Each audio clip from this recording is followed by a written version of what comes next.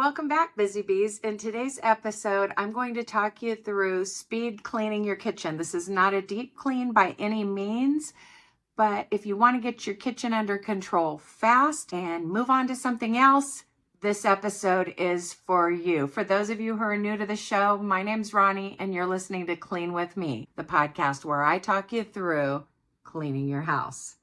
Let's get right into the episode. It's time to gear up for our cleaning session.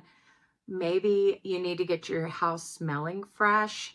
This could mean taking out your kitchen trash. That's almost always the way I start when I'm cleaning my kitchen, because you got to take out the trash and reline it. You're going to be tossing things while cleaning the kitchen, so that's an important first step. If people haven't been running the garbage disposal, you may want to run your garbage disposal.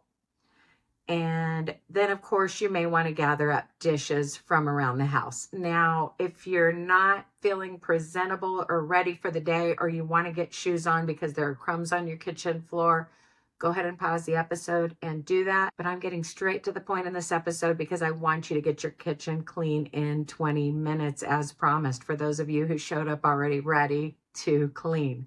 But I understand if you need to pause and take care of some other things. Now's the time to do that. The first thing I want you to do, other than taking out your trash and relining it, is gathering up any dishes from around the house. And by dishes, I mean anything and everything that you're going to wash along with your dishes. Okay, this could be a mug on the nightstand, a glass on the ledge around your master bathtub, or it could be a forgotten cereal bowl and spoon in a teenager's room. I don't know what you're dealing with today, but you want to make sure that you've brought everything to the kitchen so that nothing goes unwashed. And it's not going to take long. Just be a busy little bee buzzing around your house and get that stuff to the kitchen. This is going to be a fast-paced episode. If that stresses you out, then just click on a different episode, because most of my episodes I'm talking slowly and it's a calm, relaxing talk through. But I've had lots of caffeine this morning, and this is going to be a fast-paced speed clean talk through. So if you're up for it, be buzzing around right now gathering up those dishes, okay? Once you have everything to the sink area, I want you to take care of the difficult items first, meaning those items that need to soak. Maybe you have a pot or a pan that needs to soak, or even a glass or a mug that has a ring around the bottom from your coffee, milk, chocolate, whatever. Let's get all these items that need a pre-soak. Let's get those soaking right now. I'll give you an example.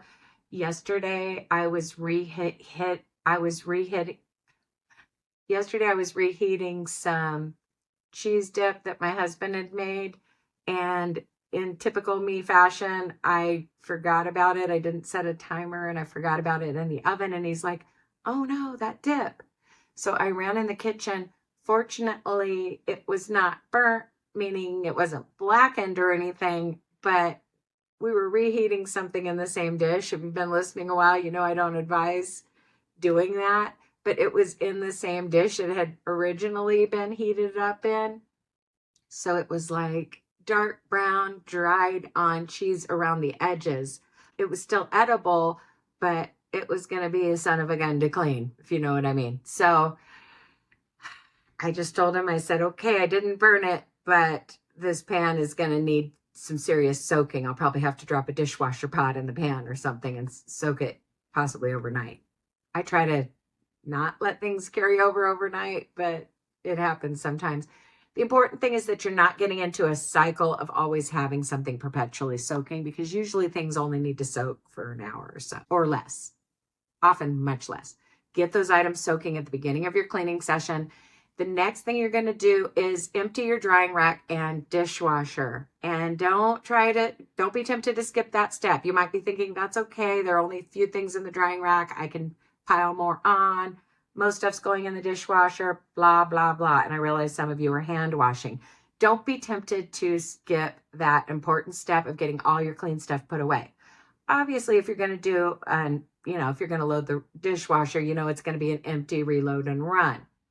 But The drying rack needs to be emptied too. And your drying rack might be a drying pad or a towel that you have laid out. Okay, we're putting away all the clean dishes before we start loading the dishwasher or start that first sink load. Okay, and remember, your difficult items are soaking. We're going to get back to those. We're going to talk about those later. So once you've gotten your difficult items soaking and you've put away all your clean dishes, you're going to want to either load the dishwasher or start that first sink load if you're 100% hand washing. Okay. I'm going to give you a couple minutes to do that, and then we're going to do a little bit of straightening.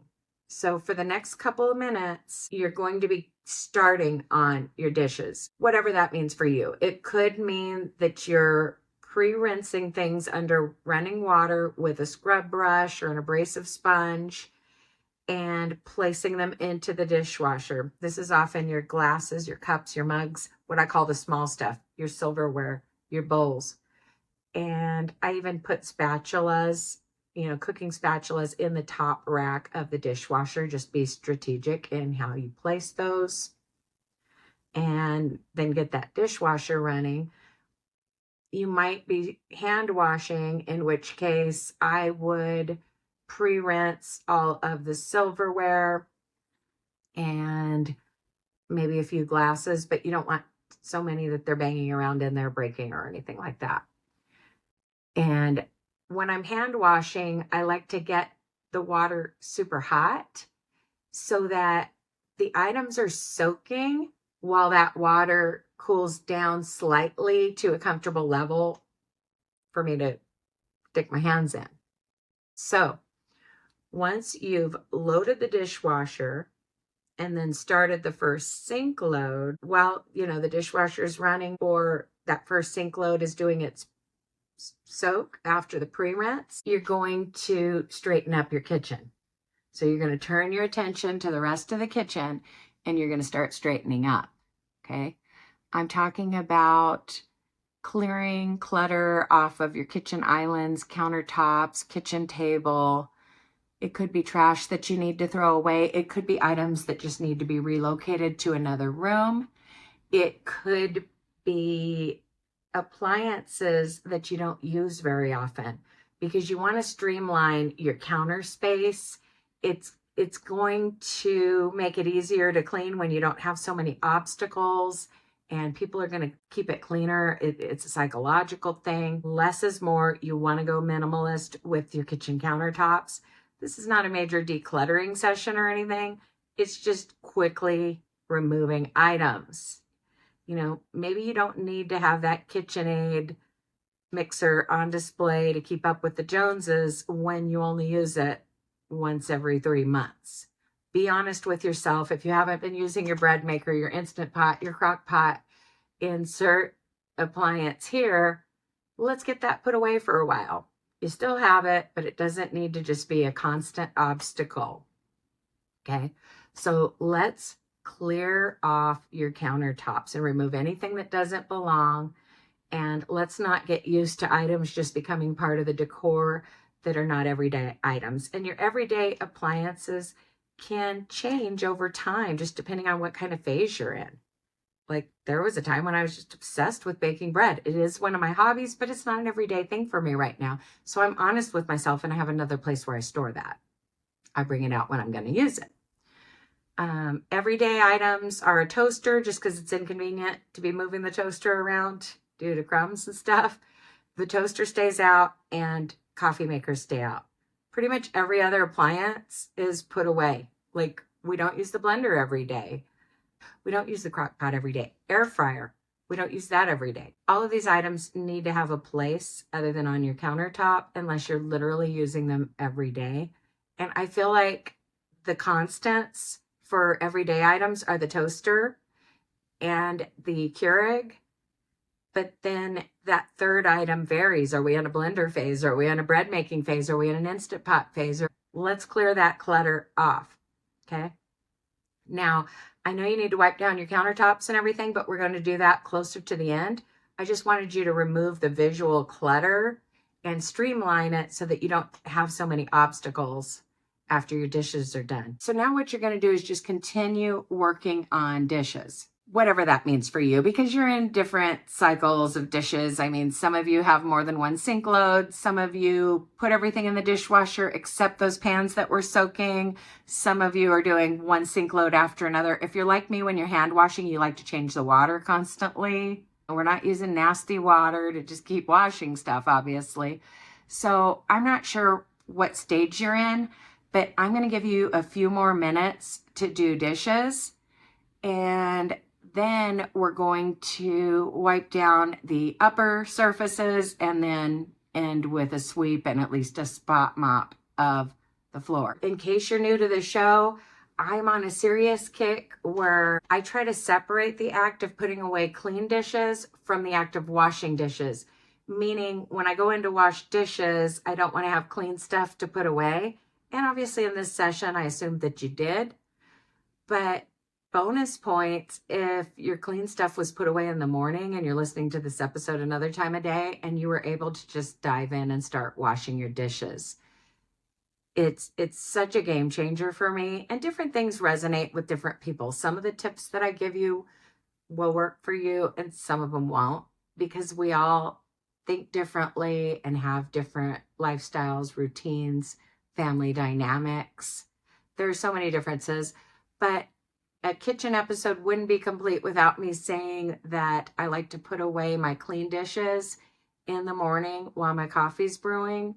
And I'm talking about emptying the drying rack and dishwasher to set the stage for a day where people are cleaning as they go in the kitchen.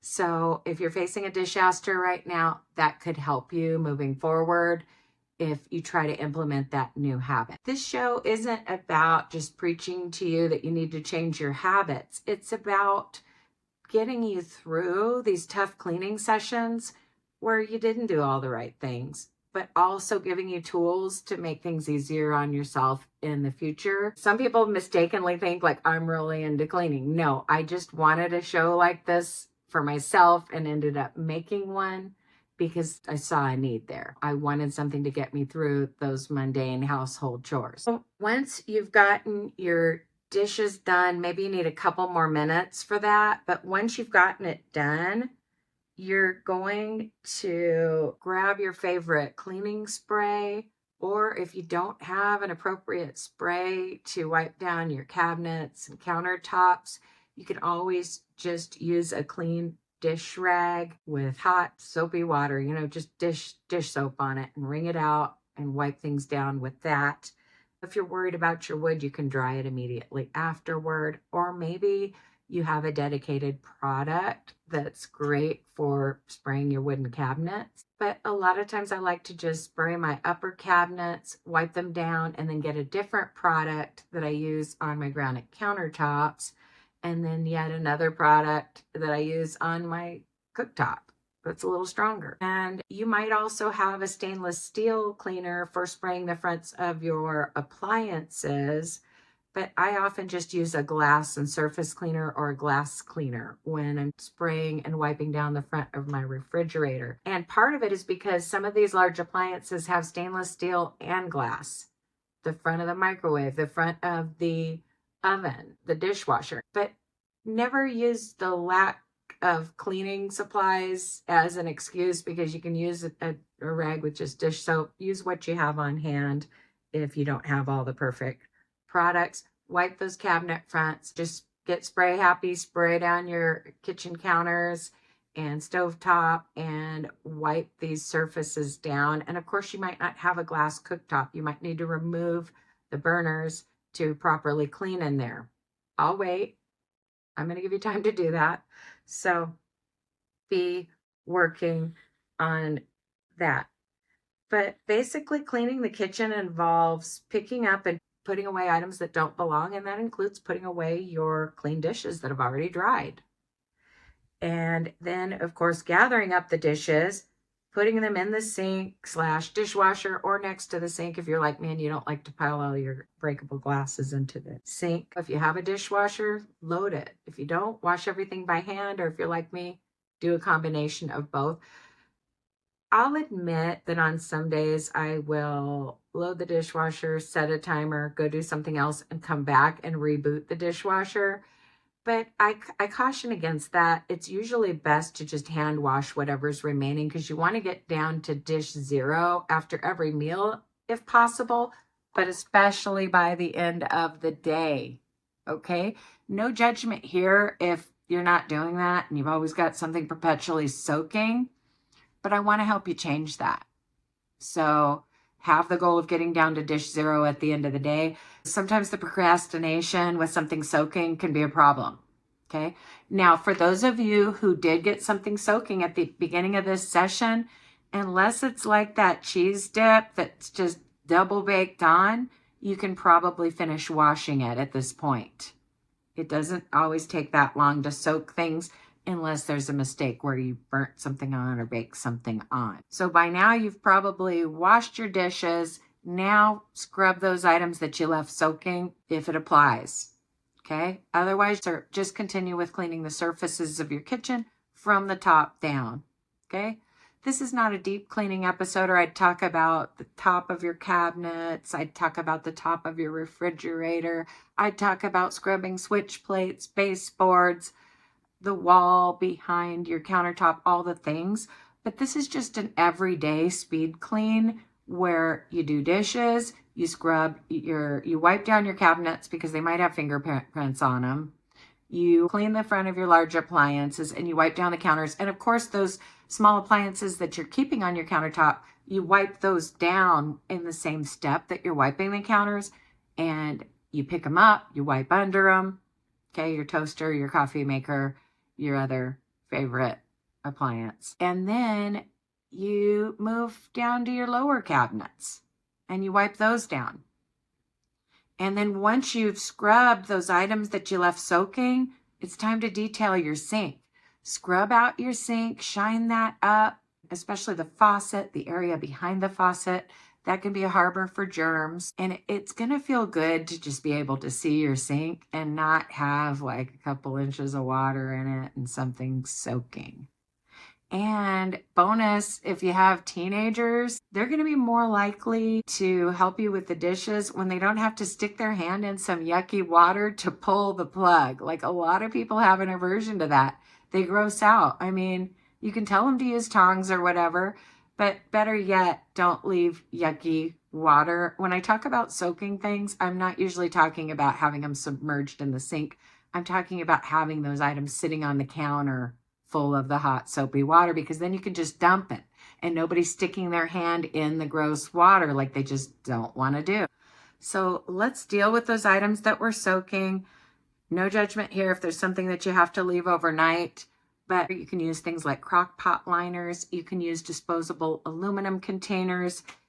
If your biggest struggle in the kitchen is the fact that you have things perpetually soaking, there are ways to prevent that. For example, you can move your food into a serving dish right away after dinner and then clean that pan while it's still hot.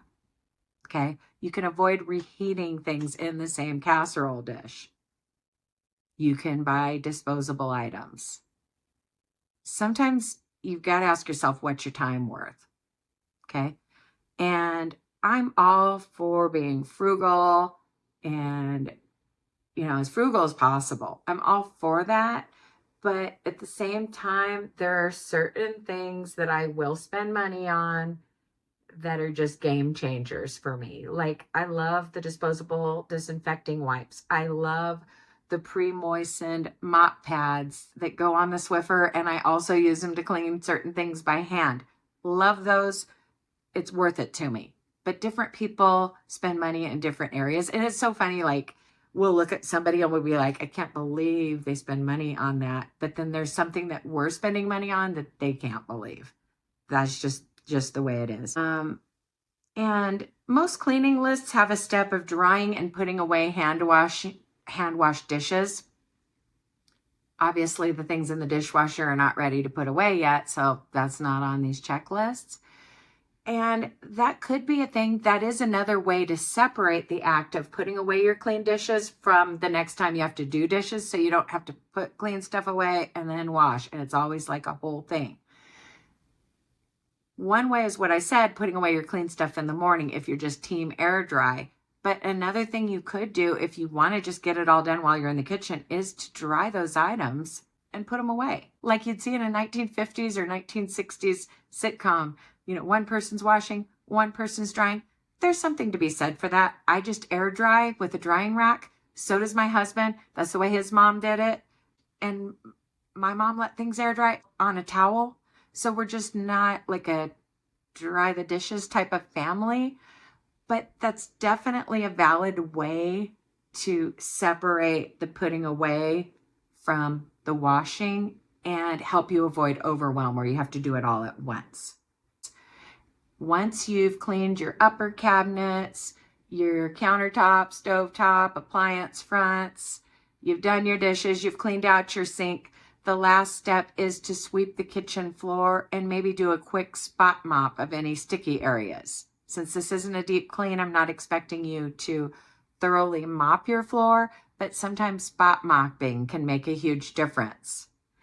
Just remember, cleaning is not an all or nothing proposition.